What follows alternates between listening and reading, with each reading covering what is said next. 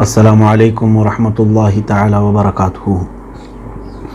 الحمد للہ الحنان المنان الذي خلق الانسان وعلمہ البیان والصلاة والسلام علی رسولہ سید الانس والجان وعلی آلہ واصحابہ ذوی الخیر والاحسان، اما بعد فاعوذ باللہ من الشیطان الرجیم، بسم اللہ الرحمن الرحیم۔ هو الذي أرسل رسوله بالهدى ودين الحق ليظهره على الدين كله ولو كره المشركون، صدق الله مولانا العظيم وبلغنا رسوله النبي الأمين المتين المختار الكريم ونحن على ذلك لمن الشاهدين والشاكرين والحمد لله رب العالمين۔ بارگاہ رسالت معاب صلی اللہ تعالی علیہ وسلم میں درود پاک کا ہدیہ پیش کریں۔ اللہم صلی علی سیدنا و مولانا محمد معدن الجود والکرم وآلہ واصحابہ الکرام وابنہ الکریم وبارک وسلم صلاۃ دائمۃ سرمدا ابدا۔ عزیزان گرامی وقار، زمانے کے اعتبار سے ہم آخری زمانے میں پہنچ چکے ہیں۔ رسول صادق و مصدوق صلی اللہ تعالی علیہ وسلم جو مخبر صادق ہیں، سچ باتوں کی خبر دینے والے میرے آقا صلی اللہ تعالی علیہ وسلم نے اپنی حیات ظاہری میں ہی اس زمانے کے اور اس کے بعد آنے والے حالات کی خبر ہم سب کو عطا فرمائی ہے۔ حدیث جبرائیل مشہور ہے، آپ نے سنا بھی ہوگا۔ رسول کریم صلی اللہ تعالی علیہ وسلم اپنی مجلس پاک میں تشریف فرما ہیں، صحابہ اکرام بیٹھے ہیں، ایک مسافر درمیان میں آیا، حتیٰ کہ حضور اکرم صلی اللہ تعالی علیہ وسلم سے اس قدر قریب ہو کر بیٹھ گیا کہ اپنے گھٹنے رسول کریم صلی اللہ علیہ وسلم کے گھٹنوں سے ملا لیا۔ قریب سے قریب ہونے کی یہ وضاحت فرمائی گئی احادیث میں۔ پھر سوالات کیے انہوں نے، اس مسافر نے پہلے پوچھا ایمان کسے کہتے ہیں، پھر پوچھا اسلام کسے کہتے ہیں، پھر پوچھا احسان کسے کہتے ہیں۔ تینوں کے بھی میرے آقا صلی اللہ علیہ وسلم نے جوابات عطا فرمائے۔ ایمان کیا ہے، اسلام کیا ہے، احسان کیا ہے، یہ تفصیلی حدیث ہے، مجھے جو عرض کرنا ہے وہ یہ ہے۔ پھر چوتھی مرتبہ جو سوال کیا اس مسافر نے، متی الساعہ، قیامت کب آئے گی؟ لیکن اللہ کے حبیب صلی اللہ تعالیٰ علیہ وسلم نے اس سوال کے جواب میں وضاحت کے ساتھ واضح طریقے سے یہ نہیں ارشاد فرمایا کہ محدد یہ وقت ہے، یہ معین وقت ہے، بلکہ یوں فرمایا جتنا پوچھنے والے کو اس بات کا علم ہے، اتنا ہی پوچھے جانے والے کو بھی اس بات کا علم ہے۔ اس کے بعد یہ فرمایا کہ میں اس کی علامتیں ضرور بتا دیتا ہوں۔ پھر اب وہ صحیح حدیث پاک ہے جو میں یہ عرض کر رہا ہوں، حدیث جبرائیل، تقریباً محدثین نے اس کو بیان کیا ہے اور کئی صحابہ اکرام سے یہ حدیث مروی ہے۔ تو یہ اللہ کے حبیب صلی اللہ علیہ وسلم نے اس میں چند علامتیں بیان فرمائی تھی۔ ان تلد الامۃ ربتہا، تم دیکھو گے کہ باندی اپنے سردار کو جنے گی، اور پھر تم دیکھو گے کہ ننگے پیر چلنے والے چرواہے جو کم ذات کے لوگ ہوتے ہیں وہ بڑی بڑی عمارتوں میں فخر کریں گے، ہو سکتا ہے زمام حکومت ان کے ہاتھ میں آئے گا، یہ تمام باتیں فسق و فجور عام ہو جائے گا۔ علامات اسی حدیث پاک میں جو واضح طریقے سے ملے، اور اس کے بعد احادیث کا ایک سلسلہ موجود ہے جن کے متعلق محدثین نے ایک باب ہی الگ سے باندھا ہے، پورا ایک چیپٹر رکھا ہے کہ احادیث یعنی فتن کے نام سے اور الملاحم کے نام سے، کہ قیامت کے قریب ہونے والے فتنوں کے متعلق جو میرے آقا صلی اللہ علیہ وسلم نے خبر عطا فرمائی ہے، اس کے متعلق پورا ایک چیپٹر ہی ہے۔ تو یہ جو مسافر آئے تھے وہ کوئی اور نہیں، جبرائیل علیہ السلام تھے، ایک انسان کی شکل میں تشریف لائے، اور صحابہ اکرام رضوان اللہ تعالیٰ علیہ مجمعین کو اس وقت ان کا دین سکھانے آئے تھے، کیونکہ خود میرے آقا صلی اللہ علیہ وسلم نے فرمایا اتاکم جبرائیل یعلمکم دینکم، جبرائیل آئے تھے ابھی تمہارے پاس، وہ چاہتے ہیں کہ تمہارا دین وہ تمہیں سکھائیں۔ سوال کیا سرکار دو عالم صلی اللہ علیہ وسلم سے، اور میرے آقا صلی اللہ علیہ وسلم نے جواب عنایت فرمایا، تو فائدہ سب کو ہوا۔ اسی مخبر صادق صلی اللہ تعالیٰ علیہ وسلم کی تعلیمات میں سے یہ ہے میرے عزیزو، اللہ کے حبیب صلی اللہ تعالیٰ علیہ وسلم نے ارشاد فرمایا، میرے بعد تم دیکھو گے میری امت وہ تمام معاملات کر لائے گی جو پچھلی امتیں کرتی تھیں، ہو بہو اسی طرح تمام چیزیں ان کے اندر بھی آ جائیں گی، حتیٰ کہ رسول کریم صلی اللہ تعالیٰ علیہ وسلم کی احادیث میں جو الفاظ ہیں حذو النعل، یعنی قدم بقدم جس طرح سے پہلے چلے ہیں ویسے ہی، ان میں اگر 73 فرقے ہوئے تھے تو میری امت میں بھی اس طرح کے فرقے ہوں گے۔ اور ایک زمانہ تم پر ایسا آئے گا، اللہ کے حبیب صلی اللہ علیہ وسلم نے فرمایا یوشک ان تتداعى علیکم کما تتداعى الاکلۃ الی قصعتها، ساری قومیں تمہارے اوپر جھپٹنے کے لیے سب ایک دوسرے کو بلائیں گے اور ایک جگہ جمع ہو جائیں گی، وہ اپنا ایک پلیٹ فارم بنائیں گے، اور اس امت پر خاص طور پر یہاں سے مراد امت اجابت ہے، یعنی جو رسول کریم صلی اللہ تعالیٰ علیہ وسلم کی رسالت کو تسلیم کرتے ہیں، اللہ تبارک و تعالیٰ کو ایک مانتے ہیں، اہل اسلام پر پوری قومیں جھپٹ پڑیں گی۔ کیسے؟ جیسے بھوکا برتن پر جھپٹتا ہے، سارے بھوکے ایک دوسرے کو بلا کر کے ایک برتن پر جھپٹ پڑے، اس طرح سے سب جمع ہو کر کے تمہارے اوپر جھپٹ پڑیں گے۔ صحابہ اکرام رضوان اللہ تعالیٰ علیہ مجمعین نے اس وقت سوال فرمایا، یا رسول اللہ صلی اللہ تعالیٰ علیہ وسلم، کیا ہم اس زمانے میں تعداد میں کم ہوں گے، تھوڑے ہوں گے، جس کی وجہ سے یہ لوگ ہمارے اوپر جھپٹ پڑیں گے؟ اللہ کے حبیب صلی اللہ علیہ وسلم نے فرمایا نہیں، تم بہت زیادہ ہوں گے تعداد میں، لیکن تمہاری حیثیت غثاء کا غثاء البحر، ایک حدیث میں ہے غثاء کا غثاء السیل، جیسے سمندر کا جھاگ ہے، سمندر کے اوپر جمع ہوا کوڑا کرکٹ کہ پانی کے بہاؤ جس طرف چلا گیا وہ سارا اسی طرف چلا جاتا ہے، تو ساری قومیں تم پر اس طرح سے جھپٹ کر کے ایسی پوزیشن تمہاری بنا دیں گی کہ سب کے بہاؤ کے ساتھ تم بہہ کے چلے جاؤ گے۔ یہ پوزیشن آج کی ہے، سارے پوری دنیا اکٹھا ہو رہی ہے، سب اپنی اپنی ایک یونین بنا چکے ہیں، ان کی اپنی ایک تنظیمیں ہیں۔ افسوس ہے کہ امت مصطفیٰ صلی اللہ تعالیٰ علیہ وسلم کا درد رکھنے والی کوئی اس طرح کی عالمی تنظیم جو کھڑی ہو کر کے علل اعلان بات کر سکے، جو کچھ اکا دکا نظر آتی ہیں ان پر بھی یہ قومیں جھپٹ پڑی ہوئی ہیں۔ آپ کو میں یہ بتاؤں کہ پوری دنیا نے 1923 میں جو خلافت کو ختم کیا، یہ ان کے لیے سب سے بڑا کانٹا تھا ان کے راستے کا۔ خلافت عثمانیہ کو انہوں نے جو ختم کیا، دو چیزیں انہیں ختم کرنی تھیں، انہوں نے باضابطہ اعلان بھی کیا تھا، اور ان کی تحریروں میں اور کئی جگہوں پر یہ بات ملتی بھی ہے کہ ان کے اندر سے دو چیزیں ہٹا دو، ایک خلافت ہے اور ایک جہاد ہے، یہ دونوں نام ہی نہ آنے پائیں ان کی زبان پر۔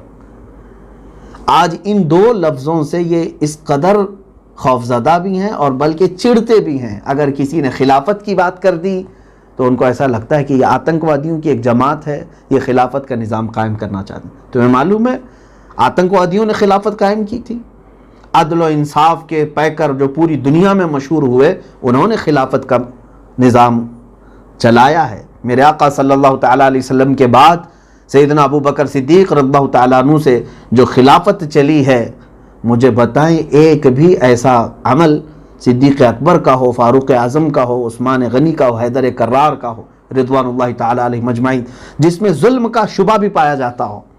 کوئی ہے آج مجھے بتا سکے؟ خلافت کو یہ سمجھتے ہیں، خلافت علی منہاج النبوہ اس کو کہتے ہیں، نبی کونین صلی اللہ تعالیٰ علیہ وسلم کے اصولوں پر وہ خلافت چلی۔ بعد میں اگرچہ کچھ خلفاء میں برائیاں آئی ہوں، لیکن خلافت کے نظام میں ہمارا اتحاد تھا، ہماری یونٹی تھی۔ انہوں نے چند دین اور ضمیر کو بیچنے والے مسلمانوں کو خریدا اور ان کو لالچ دی کہ تم اپنی ایک ٹکڑی جمع کر لو الگ سے، تمہیں حکومت بھی مل جائے گی، تم سردار بھی بن جاؤ گے، اپنے چند لوگوں کے تم بادشاہ بھی بن جاؤ گے، خلافت سے ہٹ جاؤ۔ خلافت کو توڑنے کے لیے انہوں نے ایڑی چوٹی کا زور لگایا۔ اس کے بعد جب خلافت عثمانیہ چلی بھی 650-700 سال کے قریب، اس کو آخر میں انہوں نے یہی لالچ دے کر کے توڑا۔ تقریباً خلافت عثمانیہ کے ختم ہونے کے بعد جانتے ہیں آپ 40 ملک بن گئے، 40 ملک بن گئے ایک خلافت کو توڑنے کے بعد۔ ہندوستان کی تقسیم کے بعد 3 ہی تو ملک بنے، بنگلہ دیش، پاکستان اور ہندوستان۔ اس طرح سے یہ تقسیم ہو گئی، الگ ہو گئے۔ اس طرح سے خلافت عثمانیہ کو ختم کرنے کے بعد انہوں نے 40 ملک بنائے. آپ اندازہ کر سکتے ہیں کہ 40 ملکوں کی زمام ایک خلیفہ اگر سنبھالتا ہو تو پھر کیسا نظام ہوتا ہوگا. عزیزان گرامی، وہ یونٹی ان کو ختم کرنا تھا. اور میں حدیثوں کی طرف آتا ہوں. اللہ کے حبیب صلی اللہ تعالیٰ علیہ وسلم نے ایک حدیث پاک میں یہ ارشاد فرمایا. صحابہ اکرام رضوان اللہ تعالیٰ علیہم اجمعین نے اس حدیث کو جو بیان کیا ہے، حضور پاک صلی اللہ تعالیٰ علیہ وسلم نے یوں فرمایا، اللہ تعالیٰ تمہارے دل پر وہن ڈال دے گا اور کافروں کے دلوں سے تمہاری ہیبت کو، تمہارے رعب کو ختم کر دے گا. صحابہ نے پوچھا یہ وہن کیا چیز ہے؟ وہن ہمارے دلوں پر ڈال دیا جائے گا، یہ کیا چیز ہے؟ اللہ کے حبیب صلی اللہ علیہ وسلم فرماتے ہیں، حب الدنیا و کراہیت الموت. دنیا سے اس قدر محبت کہ اسی کے لیے جینا، اسی کے لیے مرنا، اور مرنے سے، اللہ کی راہ میں مرنے سے خوف کھانا. ارے نہیں نہیں نہیں، یہ بات کریں گے تو ہمیں مار ڈالیں گے. بلکہ صحابہ کا یہ نعرہ ہوتا. سولی پر چڑھے ہوئے ہیں حضرت خبیب ابن عدی رضی اللہ تعالیٰ عنہ. ان کو جب قتل کیا جا رہا تھا تب انہوں نے یہ کہا تھا، ان کے اشعار ہیں عربی میں، انہوں نے کہا تھا مجھے اس بات کا غم نہیں ہے کہ سولی پر تم کاٹ دو گے، مجھے اس بات کی خوشی ہے کہ جس چت اور جس کروٹ پر بھی تم مجھے لٹاؤ گے مجھے انشاءاللہ مسلمان پاؤ گے. میں راہ اسلام میں جا رہا ہوں، اللہ کی راہ میں قتل کیا جا رہا ہوں، کہ یہ میرے لیے فخر کی بات ہے، میرے لیے سعادت کی بات ہے. تو یہ دو چیزیں ہمارے دلوں میں آئیں گی. اللہ کے حبیب صلی اللہ علیہ وسلم نے فرمایا، دنیا کی محبت کثرت سے اور موت سے خوف، موت سے ڈر. یہ دو چیزیں جب دل میں بس جاتی ہیں تو پھر یہ وہن، دشمنوں کے دلوں پر سے تمہاری ہیبت ختم کر دی جائے گی، تمہارا رعب ختم کر دیا جائے گا.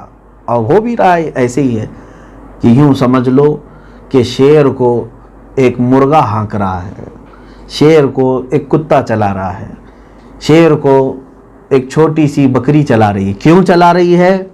اس لیے کہ شیر کو اس کے گلے میں پھندا ڈال دیا گیا ہے، اسے جینے کی ہوس بڑھ گئی ہے اور اسے کھانے پینے کے شوق زیادہ ہو گئے ہیں.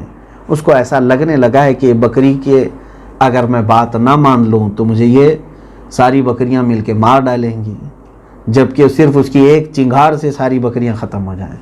لیکن وہ بھول چکا ہوتا ہے. عزیزان گرامی وقار، اسی طرح کے حالات ہمارے ساتھ پیدا ہوں گے. اب ایک بات میں حدیث پاک عرض کروں. اللہ کے حبیب صلی اللہ تعالیٰ علیہ وسلم ایک بار مدینہ طیبہ میں میدان ہے، کھلا میدان ہے، وہاں کھڑے ہو کر کے آپ نے دعا فرمائی تھی. جہاں آج مدینہ طیبہ میں ایک مسجد آپ دیکھتے ہوں گے، زیارتوں کے لیے جو گئے ہوں گے، مسجد اجابہ. مسجد اجابہ مسجد نبوی شریف سے قریب میں ہی ہے، جنت البقیع کے تھوڑا پہلے اس طرف. تو یہاں پر اللہ کے حبیب صلی اللہ تعالیٰ علیہ وسلم نے دعا فرمائی تھی اپنی امت کے لیے. اس میں سے ایک دعا میں آپ سے عرض کروں. اللہ تبارک و تعالیٰ کی بارگاہ میں یوں عرض کیا تھا. یہ حضرت ثوبان رضی اللہ تعالیٰ عنہ سے یہ حدیث ہے. اپنی امت کے لیے انہوں نے یوں دعا کی کہ خدا تبارک و تعالیٰ، اے رب ذوالجلال، تو میری امت پر پورے دشمنوں کو ایسا مسلط نہ کر دے کہ یہ ان کو جڑ سے اکھاڑ پھینک دیں. ایک دعا ہے. اور اے مولا، تو میری امت کو عام ہلاکت میں مبتلا نہ کر دے، ایسے کہ سب جگہ لوگ مرتے ہی چلے جائیں، مرتے ہی چلے جائیں. رب تعالیٰ نے فرمایا، اے حبیب، میں نے تمہاری دونوں دعائیں قبول کر لی. یہ اجابت کہتے ہیں قبولیت کو. وہیں پر ایک مسجد ہے، مسجد اجابہ. اب سنیے اللہ کے حبیب صلی اللہ تعالیٰ علیہ وسلم نے اس کے بعد کیا فرمایا. فرماتے ہیں اللہ تبارک تعالیٰ نے یہ دونوں دعائیں قبول فرما لی.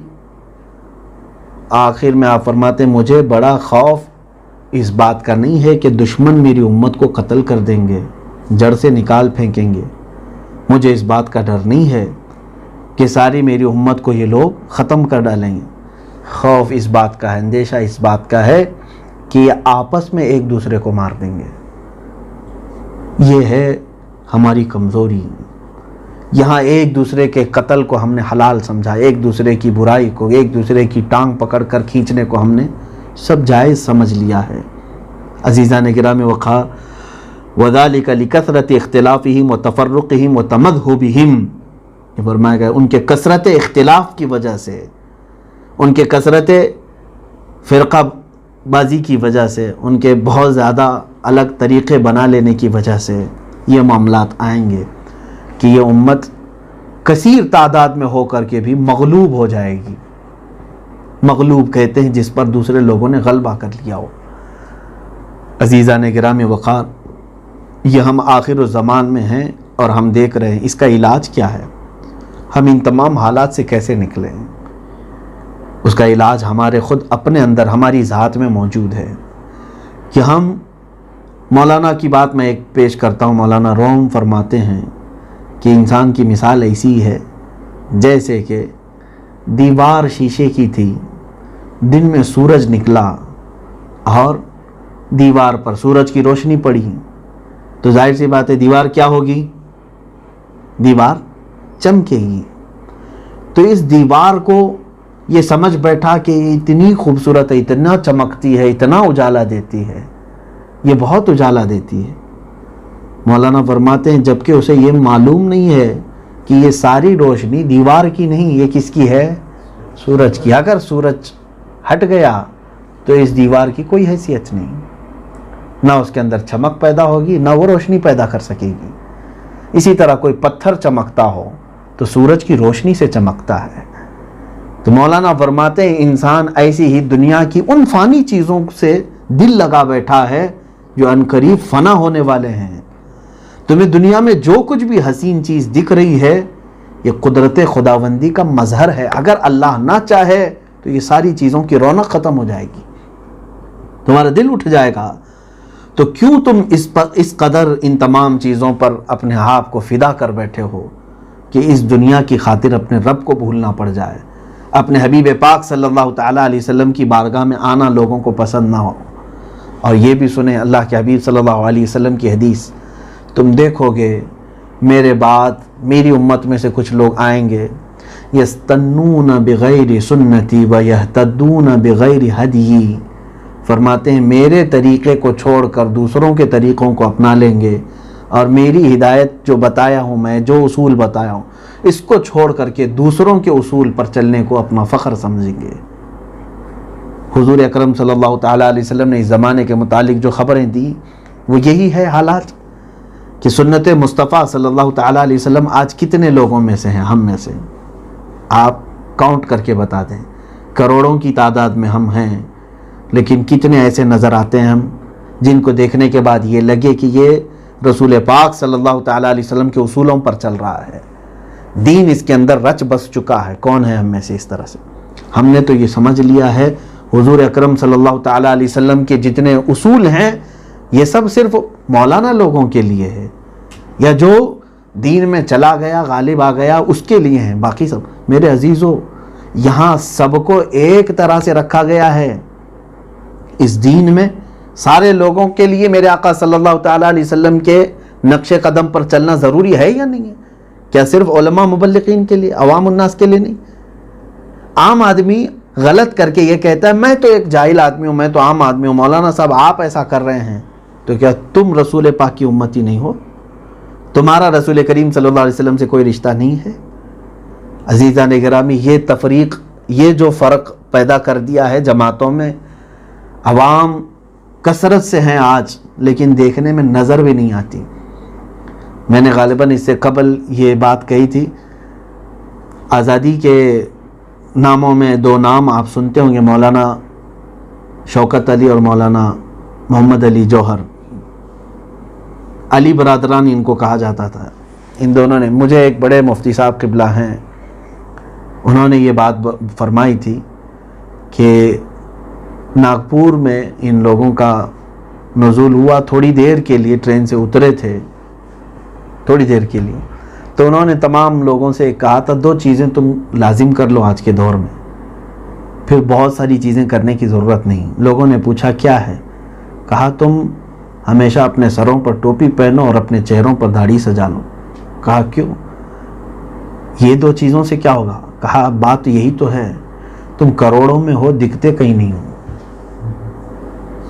نظر کہیں نہیں آتے، اور کچھ قومیں ایسی ہیں کہ جنہوں نے اپنی شناخت بنا رکھی ہے، وہ اگر چند 100 بھی ہوں تو پورے مجمع میں وہی نظر آتے ہیں۔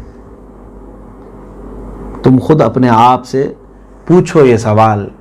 اللہ تبارک و تعالیٰ نے جس رسول کریم صلی اللہ تعالیٰ علیہ وسلم کو ہمارا ہادی، ہمارا مرشد، ہمارا قائد بنایا، اس ہادی، اس مرشد، اس قائد کو چھوڑ کر ہم نے ہزاروں دوسرے طریقوں کو اپنا لیا ہے۔ عزیزان گرامی وقار، ماں عائشہ صدیقہ رضی اللہ تعالیٰ عنہا سے ایک روایت یہ بھی ہے، حضور اکرم صلی اللہ تعالیٰ علیہ وسلم نے فرمایا میرے بعد میری امت میں سے تم دیکھنا قیامت اس وقت تک نہیں آئے گی جب تک میری امت کے کچھ قبیلے شرک نہ کر جائیں، بت پرستی کرنے لگ جائیں۔ حتیٰ کہ ایک حدیث میں ہے لات، حبل، عزا، یہ جو مکہ والوں کے جو بت تھے جو خانہ کعبہ کے ارد گرد رکھے تھے، میرے آقا صلی اللہ علیہ وسلم نے فرمایا ان کی پوجا ہونے لگ جائے گی، پھر سے تم دیکھو گے کہ ان کی پوجا ہونے لگ جائے گی۔ حضرت عائشہ صدیقہ رضی اللہ تعالیٰ عنہ فرماتی ہیں جبکہ آیت کریمہ میں یہ بات آئی تھی، میں نے جو ابھی خطبے کے بعد تلاوت کی، اللہ نے فرمایا وہی ہے جس نے اپنے رسول کو ہدایت کے ساتھ بھیجا ہے تاکہ وہ دین کو پوری دنیا میں غالب کر دے، اگرچہ مشرکین ناپسند کریں۔ ام المومنین فرماتی ہیں اس آیت کے بعد تو میں یہ سمجھتی تھی کہ اب قیامت تک صرف دین اسلام ہی غالب رہے گا، لیکن حضور نے جب یہ فرمایا کہ پھر میری امت کے کچھ فرقے ایسے آئیں گے جو بت پرستی کریں گے، شرک کریں گے، تب میں نے یہ سمجھ لیا کہ کچھ لوگوں کے لیے گمراہی ہے۔ آج عرب اس طرف جا رہے ہیں میرے عزیزوں۔ میرے آقا صلی اللہ تعالیٰ علیہ وسلم نے جو فرمایا عرب کے کچھ قبیلے، کیا آپ نہیں دیکھ رہے ہیں وہاں مندروں کے لیے بھی آپ اجازتیں مل گئی ہیں۔ بت پرستی میں ہم نے کچھ ابا قبا جبے میں لوگوں کو دیکھا جو آرتی اتار رہے ہیں۔ آج تک اتنے 100 سالوں میں بہت ساری خرابیاں تو آئی ہوں گی لیکن بت پرستی وہاں پر نہیں تھی۔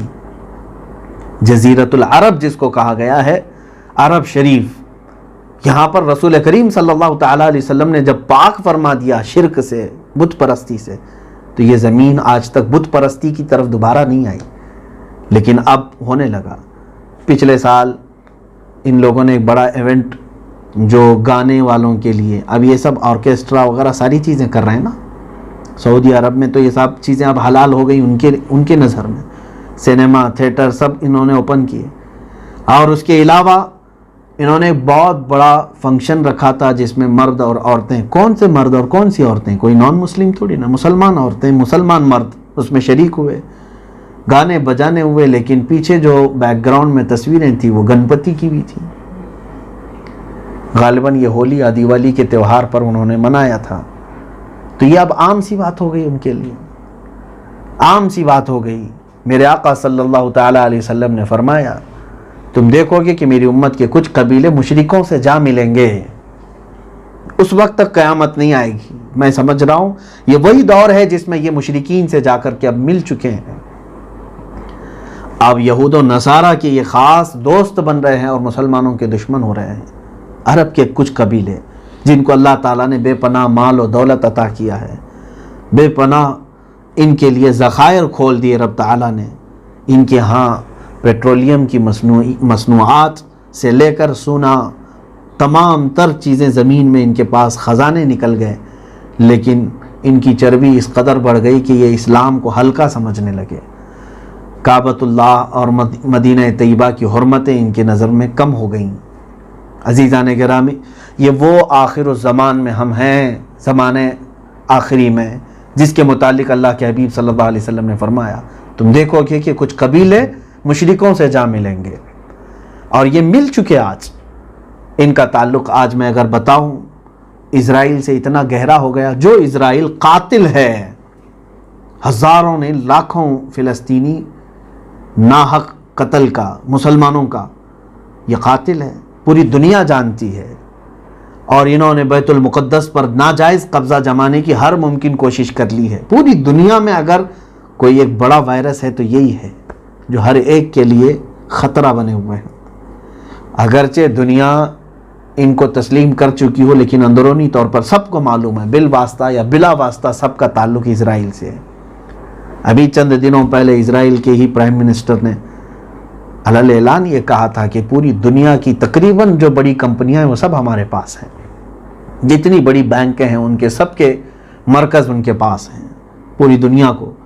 لیکن میں جو بات کہنے جا رہا ہوں، اتنے سالوں میں تقریباً 100 سال ہونے کو آ گئے، اس نے اپنا ناپاک وجود جو وہاں پر قائم کیا ارض مقدس پر اتنے سالوں میں، مسلمان ملکوں میں، اور وہ بھی خاص طور پر عرب شریف سے کوئی سفارتی تعلقات ان سے قائم نہیں کیے گئے تھے، کیونکہ یہ دشمن اسلام ہے۔ جب اللہ تعالیٰ نے قرآن عظیم میں ہمیں بیان فرما دیا وَبَاءُوا بِغَضَبٍ مِّنَ اللَّهِ، وہ اللہ کے غضب کے ساتھ لوٹے ہوئے لوگ ہیں، ان کے اوپر اللہ کی لعنت ہے، غیر المغضوب علیہم ولا الضالین، سورہ فاتحہ میں ہم یہ عرض کرتے ہیں یہ مغضوب ہیں، یعنی اللہ کا غضب ہے ان کے اوپر، ان سے ہمارا کوئی تعلق ہی نہیں تھا۔ عرب شریف میں آج تک اتنے سالوں تک کوئی تعلقات استوار نہیں کیے گئے، سفارتی تعلقات، حتیٰ کہ پورے عرب شریف کی فضائی حدود پر کوئی اسرائیلی طیارہ نہیں اڑ سکتا تھا، اور براہ راست کوئی ادھر سے ادھر چیزیں تجارتی نہیں ہو پاتی تھیں، کیونکہ ہم نے بائیکاٹ رکھا تھا، ہم مانتے ہی نہیں تھے اس کو کوئی ملک ناجائز طریقے سے قبضہ کیا ہوا ایک ملک، اس کو تسلیم ہی نہیں کرتے۔ لیکن اب جا کر یہ ساری چیزیں استوار ہونے لگیں، اب کے جو بادشاہوں نے تعلقات قائم کیے، حتیٰ کہ بہت ساری کمپنیاں سعودی عرب میں اسرائیل کو ٹینڈر کے طور پر دے دی گئی ہیں، ایئرپورٹ کی سیکورٹی کی کمپنیاں اسرائیل کے ہاتھ میں چلی گئی ہیں۔ اگرچہ آپ ڈائریکٹ نہیں بتا پائیں، لیکن بالواسطہ انہی کے یہ ہاتھ میں، انہی کے زمام میں پورا عرب پہنچتا نظر آ رہا ہے۔ اتنا ہی نہیں بلکہ اب سعودی کے فضائی حدود بھی کھول دیے گئے کہ اسرائیلی طیارے اڑ سکتے ہیں، آ جا سکتے ہیں، اور خفیہ خبریں یہ بھی ہیں کہ وہ سفارتی تعلقات بھی قائم کرنا چاہ رہے ہیں۔ اسرائیل سے عرب کوئی ڈائریکٹ آنا چاہے تو آ جائے، عرب سے کوئی ڈائریکٹ اسرائیل جانا چاہے تو جا سکے، جبکہ اسی سعودی عرب نے اپنے پڑوسی ملک قطر پر ایسی پابندی لگائی ہے کہ قطر کا ایک طیارہ سعودی عرب میں نہیں اتر سکتا، سعودی عرب کا ایک طیارہ قطر میں نہیں جا سکتا، براہ راست وہاں کے لوگ ادھر نہیں آ سکتے، ادھر کے لوگ ادھر نہیں، تجارتی تعلق، حتیٰ کہ دودھ پانی تک ایک دوسرے ملک پر انہوں نے بند رکھا ہے۔ سچ فرمایا میرے آقا صلی اللہ تعالیٰ علیہ وسلم نے کہ مشرکین سے جا ملیں گے اور آپس میں ایک دوسرے کا قتل کریں گے۔ انہوں نے آپس میں ایک دوسرے کا بائیکاٹ کر رکھا ہے، اور یہ عالمی اخبار ہیں، آپ کے سامنے یہ سب چیزیں موجود ہیں، ہم جس زمانے میں گزر رہے ہیں۔ اور آپ دیکھیں گے، ایک حدیث پاک میں سنا کر رخصت ہو جاؤں، بات طویل نہ ہو جائے۔ رسول پاک صلی اللہ تعالیٰ علیہ وسلم نے یہ بھی فرمایا کہ حضرت ابو موسیٰ اشعری رضی اللہ تعالیٰ عنہ اور دیگر صحابہ سے یہ حدیث ہے، ترمذی، ابو داؤد کی، فتنا كقطع اللیل المظلم یصبح الرجل فیہا مؤمنا ویمسی کافرا، قریب قیامت کے ایک زمانہ ایسا آئے گا کہ ہم ایسے فتنوں میں مبتلا ہوں گے، رات کے آخری پہر کی طرح سے ایسے ہم فتنوں میں مبتلا ہوں گے، فرمایا کہ صبح کے وقت آدمی مسلمان رہے گا اور شام میں کافر ہو جائے گا، شام میں مسلمان رہے گا، صبح تک کافر ہو جائے گا۔ یہ حدیث پاک ہے، صحیح حدیث پاک ہے۔ یہ حضرت ابو ہریرہ رضی اللہ تعالیٰ عنہ سے بھی حدیث یوں ہے، یمسی مؤمنا ویصبح کافرا یبیع دینہ بغرض من الدنیا، رات کو ایک آدمی مسلمان سوئے گا، صبح کافر اٹھے گا، اپنے دین کو دنیا کے بدلے بیچ ڈالے گا، اپنے دین کو دنیا کے بدلے بیچ ڈالے گا۔ یہ بھی تمام چیزیں آئیں گی، تو جس کا دین کمزور ہوگا، ہلکا ہوگا، وہ یہ سب چیزیں آج کر جائے گا، سب چیزیں کرنے پر وہ ہر چیز کو تسلیم کرے گا۔ کچھ اور حدیثیں ہیں، ایک مرتبہ میں آپ کو سنا دوں۔ اللہ کے حبیب صلی اللہ تعالیٰ علیہ وسلم نے یہ بھی ارشاد فرمایا، اذا کانت امراؤکم خیارکم و اغنیاؤکم سمحاؤکم و امورکم شورا بینکم فظہر الارض خیر لکم من بطنہا، جب تمہارے امیر جو تم پر حکومت کرتے ہیں وہ اچھوں میں سے ہوں، اور جب تمہارے مالدار سخی ہوں، اور تمہارے آپس کے معاملات مشورے سے طے پائیں، مشورہ جاہلوں کے نہیں، علم والوں کے مشورے سے طے پائیں، تو سمجھ لو کہ یہ زمین کا اوپر والا حصہ تمہارے لیے بہتر ہے نیچے والے حصے سے۔ بات سمجھ میں آ رہی؟ تمہارا جینا اس وقت خیر ہوگا۔ لیکن حدیث کا دوسرا ٹکڑا یہ ہے، وَإِذَا كَانَتْ أُمْرَاؤُكُمْ شِرَارُكُمْ وَأَغْنِيَاؤُكُمْ وَأُمَرُؤُكُمْ وَأُمُورُكُمْ إِلَى نِسَائِكُمْ فَطَنُ الْأَرْضِ خَيْرٌ لَكُمْ مِنْ زَهْرِهَا، تو بطن الارض خیر لکم فبطن الارض خیر لکم من زہرها، تو پھر تم سمجھ لو جب تمہارے امیر برے لوگوں میں سے ہوں، تمہارے مالدار بخیل ہو جائیں، تمہارے آپس کے معاملات عورتوں سے سلجھائے جائیں، ان کے ہاتھوں میں چلے جائیں، یا پھر یوں سمجھ لیں غلبہ نفس ہو، غلبہ شہوت ہو، اس اعتبار سے دینی معاملات اور طے ہو رہے ہوں، تو تمہارے لیے زمین کا نیچے والا حصہ اوپر والے حصے سے بہتر ہے، یعنی قبر تمہارے لیے زیادہ بہتر ہے۔ یہ ایک حدیث پاک ہے۔ دوسری اور ایک رسول کریم صلی اللہ تعالیٰ علیہ وسلم نے فرمایا کیف بکم اذا فسق فتیاتکم وطغى نساؤکم، اللہ کے حبیب صلی اللہ علیہ وسلم نے فرمایا وہ زمانہ کیسا ہوگا جب تمہارے گھر میں موجود عورتیں فاسق و فاجر ہو جائیں گی، بے حیا ہونے لگ جائیں گی، اور تمہاری عورتیں سرکش ہو جائیں گی، تمہیں چھوڑ کر باہر نکل جائیں گی۔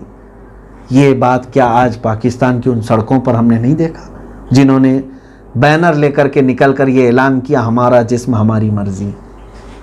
یہ مخبر صادق صلی اللہ تعالیٰ علیہ وسلم نے فرمایا کیف بکم، تمہارے ساتھ کیا حال ہوگا جب تمہاری گھر کی بچیاں آوارہ ہو جائیں، وہ طغى نساؤکم، جب تمہاری عورتیں سرکش ہو جائیں گی، تمہارے ہاتھوں میں نہیں رہیں گی۔ اچھا، اس حدیث پاک میں یہ بھی دیکھیں، پوچھا گیا، صحابہ نے یہ پوچھا کیا یا رسول اللہ صلی اللہ علیہ وسلم ایسا ہو سکتا ہے، ایسا ہوگا؟ تو جواب میں میرے آقا صلی اللہ علیہ وسلم نے فرمایا نعم و اشد، نہیں بلکہ اس سے بھی زیادہ سخت ہوگا۔ ہاں ایسا تو ہوگا، اس سے بھی زیادہ سخت ہوگا۔ اس سے زیادہ سخت کیا ہوگا وہ محسوس کریں آپ۔ پھر اللہ کے حبیب صلی اللہ علیہ وسلم نے فرمایا کیف انتم اذا لم تأمروا بالمعروف ولم تنہوا عن المنکر، کیا حالات ہوں گے تمہارے اس وقت جب تم کسی کو اچھائی کا حکم نہیں دو گے اور کسی کو برائی سے نہیں روکو گے، تو تمہارے لیے کیسی کیسی ہلاکتیں آئیں گی۔ تو صحابہ نے پوچھا یا رسول اللہ صلی اللہ علیہ وسلم کیا ایسا بھی ہوگا؟ رسول کریم صلی اللہ تعالیٰ علیہ وسلم نے فرمایا ہاں اس سے بھی زیادہ سخت ہوگا۔ اس سے بھی زیادہ سخت کیا ہوگا؟ اب دیکھیں، کسی بھی قوم کے ختم ہونے، ہلاک ہونے کے 3 درجے بتائے ہیں۔ پہلی بات تو یہ ہے کہ اچھائی کا حکم دینا اور برائی سے روکنا یہ امت خیر کا لقب ہے۔ یہ اگر آپ یہ چھوڑ چکے ہیں تو سمجھ لیں آپ یہ ہر ایک کا فریضہ ہے، اچھائی کا حکم دینا اور برائیوں سے روکنا، کسی کا خوف دل میں نہ رکھو۔ اب ایک زمانہ آئے گا جب قوم ڈھیلی پڑ جائے تو کیا ہوگا معلوم ہے؟ ہلاکت کا پہلا درجہ یہ ہے کہ آدمی اپنے اچھائی کے بارے میں تو سوچے گا میں برا نہیں ہونا چاہتا ہوں، اپنے اچھائی کے، دوسرے جائے کہیں پر بھی۔ یہ ہلاکت کی پہلی سیڑھی ہے، یہ ہلاکت کا پہلا درجہ ہے۔ میں خود اچھا رہوں، باقی دوسرے کوئی کہیں جائیں، ہم کو اس سے کیا غرض؟ کیونکہ امت خیر اس لیے نہیں ہے کہ تم خود اچھے بن کر دوسروں کو ایسے ہی چھوڑ دو آوارہ۔ اب انہوں نے چھوڑ دیا پہلی چیز۔ دوسرا سنیں، دوسرا درجہ کیا ہے قوم کی ہلاکت کا؟ اللہ اکبر، فرمایا گیا کہ یہ ہلاکت کا بیج ہے۔ دوسرا یہ ہے کہ خود نیک راہ پر چلتے ہیں اور نہ دوسروں کو چلنے دیتے ہیں۔ یہ دوسرا ہے، یعنی اب خود بھی اچھا نہیں بننا چاہ رہا ہے اور دوسرے کو بھی چلنے نہیں دے رہا ہے۔ مجھے نماز نہیں جانا ہے تو دوسرے کو کیوں جانے دوں؟ معاذ اللہ رب العالمین۔ اگر یہ درجہ آیا ہے تو یہ قوم کی ہلاکت، یوں سمجھ لیں بیج ان لوگوں نے بویا تھا جو خود اچھے بن کر کے دوسروں کو اچھا بننے کی ترغیب ہی نہیں دے رہے تھے۔ اب دوسرا درجہ یہ آیا کہ خود بھی اچھے نہیں ہیں اور دوسروں کو اچھے بننے کے لیے دیا بھی نہیں جا رہا ہے۔ یہ دوسرا درجہ، یوں سمجھ لیں بیج کے پھل پودے اگ گئے۔ تیسرا درجہ کیا ہے جو آخری ہے قوم کی ہلاکت کا؟ فرمایا گیا کہ اس کے بعد تیسرا دور ایسا ہے کہ نیکی کو برا سمجھا جائے، حق کو باطل سمجھا جائے اور برائیوں کو حق سمجھا جائے، یعنی ختم ہی ہو گیا درجہ۔ یہ سمجھ لیں یہ عذاب الہی کا آخری درجہ ہے اس کا۔ تو اگر تم امر بالمعروف اور نہی عن المنکر چھوڑ دیے ہو تو آج ہو سکتا ہے کہ آپ نے بیج بو دیا ہے۔ ہر کوئی یہی سوچ رہا ہے نا کہ میں کیا ذمہ دار ہوں سب کا، نہیں میرے عزیزوں، بولنا تمہارا کام ہے۔ انبیاء اکرام علیہ السلام نے 950 سال تک انہوں نے جب قوم کو ہدایت کی طرف بلایا ہے، یہ نہیں دیکھا کہ کتنے لوگ آ رہے ہیں، کتنے لوگ سدھر رہے ہیں، کتنے لوگ سنور رہے ہیں۔ انہوں نے آخر میں یہی کہا وما علینا الا البلاغ، اور اجر کے بارے میں یہی کہتے تھے ان اجری الا علی رب العالمین، ہمارا اجر، ہمارا معاوضہ رب العالمین کے پاس ہے۔ اور رہی بات تبلیغ کی، تو ہم پر صرف پہنچانا فرض ہے، عمل کرنا ان کا کام ہے۔ تو پہنچانے کا کام کیوں بند کر دیا آج سب نے؟ دوسرے کو خیر کی دعوت دینا کیوں چھوڑ دیا؟ آج مخصوص چند لوگ ہیں، علماء کے لیے خاص کر دیا گیا ہے، مبلغین کے لیے خاص کر لیا گیا ہے۔ میرے عزیزوں، واعظ کہنا، تقریر کرنا اگرچہ یہ عالم کی شان ہے، لیکن تم اپنے باتوں میں بھی تو بہت ساری چیزوں کی اصلاح کر سکتے ہو۔ یہ کام کیوں چھوڑ دیا گیا؟ اجتماعی طور پر آج اس سے ہم غافل ہیں، گویا کہ ہلاکت کے 3 درجوں میں سے پہلے درجے پر آج قوم آ چکی اور بیج بو لیا آپ نے۔ اس کے بعد وہ لوگ آئیں گے جو خود بھی برے ہوں گے اور دوسروں کو برائی پر چلنے کی ترغیب دیں گے، اور کبھی اچھائی کی طرف ان کو جانے نہیں دیں گے۔ اور پھر اس کے بعد وہ لوگ آئیں گے جو برائیوں کو نیکی سمجھ لیا کریں گے اور نیکی کو گناہ سمجھ لیں گے۔ معاذ اللہ رب العالمین وہ دور سے اللہ تعالی ہمیں محفوظ رکھے۔ جب لوگ یہ سمجھنے لگیں کہ اذان دینا گناہ ہے، جب لوگ یہ سمجھنے لگ جائیں کہ مسجد میں جانا یہ ناپاک لوگوں کا کام ہے، معاذ اللہ رب العالمین گنہگاروں کا کام ہے، جب یہ پورا الٹ جائے گا نظام، تو سمجھ لیں وہ آخری درجے پر ہیں وہ لوگ۔ یہ حدیث کریمہ جو میں نے سنایا، اور اس کے بعد اللہ کے حبیب صلی اللہ تعالیٰ علیہ وسلم نے بہت ساری باتیں اس وقت جو ارشاد فرمائی، اور ایک اسی میں حدیث پاک میں ہے، حضرت ابو حذیفہ رضی اللہ تعالیٰ عنہ جو سب سے زیادہ ان باتوں کے عالم تھے، حضور اکرم صلی اللہ تعالیٰ علیہ وسلم نے جو فرمایا ہے، رسول کریم صلی اللہ تعالیٰ علیہ وسلم نے یہ فرمایا کہ جب ایسے حالات ہوں تو کیا کیا جائے، تو فرمایا علیکم بالجماعت والامام، فرمایا کہ تم بڑی جماعت اور امام کے ساتھ رہو۔ اگر چھوڑ کر کے تم الگ رہو گے تو پھر تم تفرقہ کی وجہ سے تنہا جہنم میں چلے جاؤ گے۔ یہ وہ دور ہے جب ہمارا اکٹھا ہونا، متحد ہونا، علماء صالحین، علماء اہل سنت و جماعت کے ساتھ ہونا ہر ایک کے لیے آج ضروری ہے، ورنہ تم تنہا رہو گے تو آج حالات ایسے ہیں کہ تمہیں ٹکڑوں میں بانٹ کر کے شیطان ہلاک کر دے گا۔ یہ حدیث پاک ہے، اللہ کے حبیب صلی اللہ تعالیٰ علیہ وسلم نے فرمایا۔ اور کچھ حدیثیں ہیں، بہرحال میں یہاں پر یہ کہتا ہوں کہ حضرت عمرو بن عاص رضی اللہ تعالیٰ عنہ یہ فرماتے تھے کہ قیامت کے قریب جو زمانہ آئے گا اس میں سے ہر فتنہ ایسا آئے گا کہ اس کے بعد ایک فتنہ آئے گا، تو مسلمان یہ کہے گا، پہلے والے فتنے کو بھول جائے گا اور دوسرے کے بارے میں کہے گا یہ اصل فتنہ ہے، پہلے تو کچھ بھی نہیں تھا۔ پھر دوسرا فتنہ گزر جائے گا، پھر تیسرا فتنہ آئے گا، تب وہ کہے گا کہ پہلے کچھ بھی نہیں تھا، یہ اور سخت ہو گیا ہے۔ یہ وہ دور ہے۔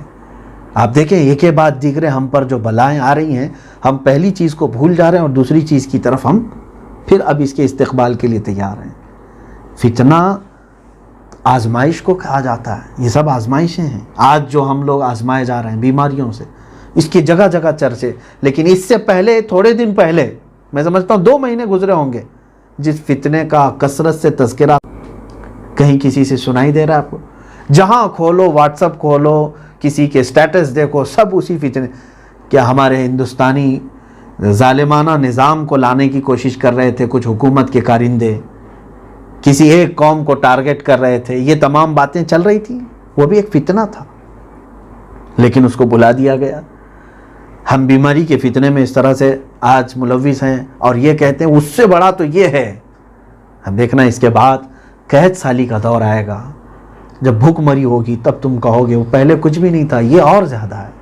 سچ فرمائے میرے آقا صلی اللہ تعالیٰ علیہ وسلم۔ اور رسول کریم صلی اللہ تعالیٰ علیہ وسلم کی یہ باتیں اگر مسلمان کو ہی یاد نہ رہیں تو میرے عزیزوں اور کس کو یاد ہونا چاہیے؟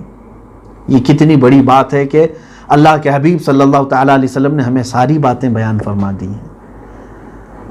پھر انشاءاللہ العزیز دوسری بحث میں اور کچھ باتیں عرض کروں گا، آج کے لیے اتنا کافی ہے کہ آپ سب اس بات کی تیاری میں رہیں کہ اب ہر دن آنے والا آپ کے لیے ایک نئی کچھ مصیبت لے کر کے آئے گا، کچھ نیا فتنہ لے کر کے آئے گا، اور نئی خبر آپ کو آئے گی۔ جب سو کر کے اٹھو گے تو ایک نئی بات سنو گے، آج کی شام ختم ہو رہی ہے، رخصت ہو رہی ہے، کل کیا ہونے والا ہے آپ کو خبر نہیں ہے۔ بستر سے اٹھو گے تو ایک نئی خبر سنو گے۔ پھر انہی دنوں میں وہ دن بھی آ جائیں گے جب پورے لوگ چیخ پکار کر کے یہ کہیں گے کہ سورج مغرب سے نکل گیا، اب توبہ کا دروازہ ہی بند ہو گیا۔ تو میرے عزیزو، وہ وقت آنے سے پہلے اگر سورج کا پچھم سے نکلنا ابھی دور بھی ہو، اس سے پہلے اور کچھ علامتیں آنی بھی ہوں، کہیں ایسا نہ ہو کہ آج کے فتنوں کی خبر آپ نے سنی، افسوس ظاہر کیا، سوچا کہ یہ سب چیزیں ختم ہو جائیں گی، اب کل کیا ہونے والا ہے پتہ نہیں، سوئے لیکن صبح آنکھ کھل ہی نہ سکی اور ہم ہی یہاں سے رخصت ہو گئے۔ یوں سمجھ لو کہ انہی فتنوں میں ہمارا خاتمہ بھی ہو جائے گا۔ تو ہمارے پاس وقت کم بچا ہے، آپس کے تمام رقابتوں کو ختم کریں، ایک دوسرے کے لیے محاذ چھیڑنے کا وقت نہیں ہے، آپس میں مومنین کے لیے تلواریں اٹھانے کا وقت نہیں ہے، ایک دوسروں کی عزتوں کو اچھالنے کا وقت نہیں ہے۔ سوشل میڈیا پر آج کثرت سے ان تمام معاملات پر سب سرگرم ہیں۔ میں دعوت دیتا ہوں اپنے بچوں کو، جوانوں کو، اہل علم حضرات کو کہ یہ وہ وقت نہیں ہے کہ ہم آپس کی رقابتوں اور رنجشوں کو عروج پر لے آئیں۔ انسانی فطرت ہے اس طرح کی، ہر زمانے میں ایک دوسرے کی رقابت اس طرح سے رہی ہے، چپکلشیں رہی ہیں، حسد ہوتا رہا ہے، لیکن میرے عزیزو ہم آخر الزمان میں ہیں، بہت بڑے بڑے فتنے سر اٹھا کر ہمارے سامنے کھڑے ہیں۔ کہیں ایسا نہ ہو کہ ہم آپس کے ان تمام معاملات میں الجھ کر کے رہیں تو دشمن تو دور کی بات ہے، چھوٹی سی ٹڈیاں بھی تمہیں ہلاک کر کے ختم کر دیں گی، چونٹیاں ہمیں کھا جائیں گی، تمہیں خبر بھی نہیں ہوگی۔ اللہ رب العزت قوم مسلم، امت مصطفیٰ صلی اللہ تعالیٰ علیہ وسلم کو متحد و متفق فرمائے، ہم سب کے دلوں میں اللہ تعالیٰ الفتیں محبتیں قائم فرمائے، ایک دوسرے کی جڑ کاٹنے اور ایک دوسرے کو ختم کرنے کی تمام نفرتوں سے ہمیں مولا دور فرمائے۔ اے رب قدیر ہمیں اپنے گناہوں کو معاف کر دے اور ہمیں اپنے برائیوں کی اصلاح کی توفیق عطا فرما، خیر امت میں سے ہمیں رکھ، امر بالمعروف نہیں عن المنکر کرنے والی قوم میں سے ہمیں اٹھا۔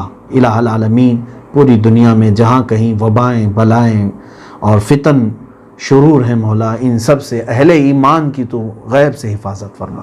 مولا اگر تو ہم سب کی حفاظت نہ فرمائے تو پھر ہمیں دوسرا کوئی نہیں ہے جو ہمیں ان فتنوں سے بچا سکے۔ اے رب کریم، اس وقت ہم تیری ہی پناہ مانگتے ہیں مولا، ہم سب کو تو پناہ عطا فرما دے۔ وصلی اللہ تعالی علی خیر خلق محمد وآلہ واصحابہ اجمعین، وآخر دعوانا ان الحمد للہ رب العالمین۔ السلام علیکم۔